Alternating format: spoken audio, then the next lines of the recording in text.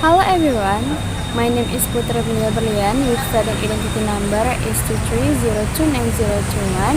Here I will explain about the taxonomy book in affective aspect. So, here we go. So, the first is affective aspect. Affective is a domain related to student behaviors. This realm involves the ongoing emotional development of two patrons.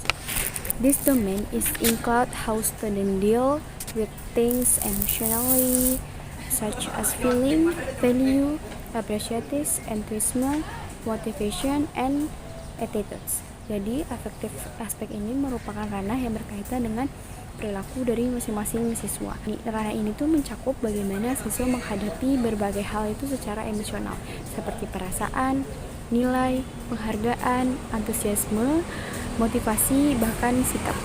So, in affective aspect itu memiliki 5, yaitu dari A1 hingga A5.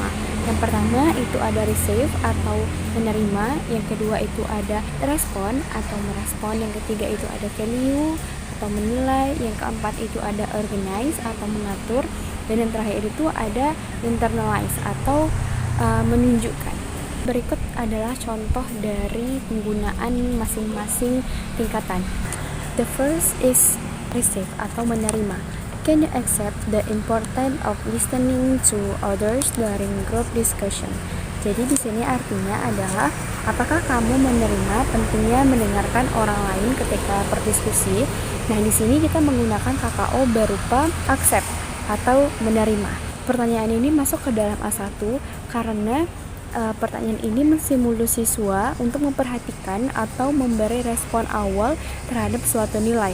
Nah, nilai ini merupakan menghargai atau menerima pendapat dari orang lain. Contoh yang kedua yaitu dari respon atau merespon. Nah, di sini pertanyaannya adalah, will you respond to a friend's question when they confused about solving math problem? Di sini artinya adalah, akankah kamu menanggapi pertanyaan teman ketika mereka bingung menyelesaikan soal matematika? Pada A2 ini kita menggunakan KKO-nya yang berupa respon. Nah, kemudian this reason is students begin to become activity involved emotionally such as helping friends. Jadi kenapa pertanyaannya masuk ke dalam A2? Karena siswa aktif terlibat secara emosional seperti merespon atau membantu permasalahan dari temannya. Yang ketiga yaitu value atau menilai. Pertanyaannya berupa, why did you choose to use the ABC formula to solve the quadratic equation? Di sini pertanyaannya, mengapa kamu memilih menggunakan rumus ABC untuk menyelesaikan persamaan kuadrat? Nah, di sini pada pertanyaan ketiga kita menggunakan KKO berupa choose atau memilih. Alasannya adalah students demonstrate the value they believe in. The word choose indicates a personal preference for a particular value. Jadi, mengapa pertanyaan ini masuk ke dalam A3? Itu karena siswa itu menunjukkan nilai yang diyakininya dan menunjukkan adanya preferensi sesuatu terhadap nilai yang telah diberikan. Selanjutnya yaitu contoh A4, yaitu organize atau mengatur. Pertanyaannya dapat berupa, can herbal medicine formula a strategy to solve story problems using linear equation? Nah, di sini pertanyaannya adalah, dapatkah kamu merumuskan strategi sendiri untuk dapat menyelesaikan soal cerita menggunakan persamaan linear? Alasannya yaitu students organize the value they have to from a new value system that helps them in the learning process. Jadi, mengapa pertanyaannya masuk ke dalam A4?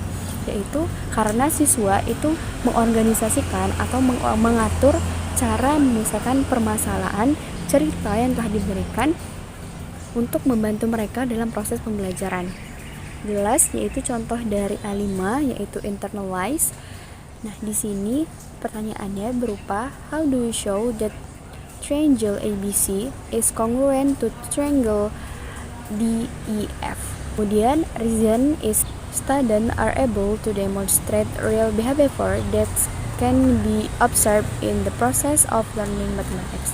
Jadi yang terakhir ini, mengapa pertanyaannya masuk ke dalam A5 atau ke dalam internalisasi itu adalah karena siswa memperlihatkan bagaimana perilaku nyata yang dapat diamati dalam proses pembelajaran matematika. So, that's all from me. Sorry for any mistake. Thank you for your attention. Wassalamualaikum warahmatullahi wabarakatuh.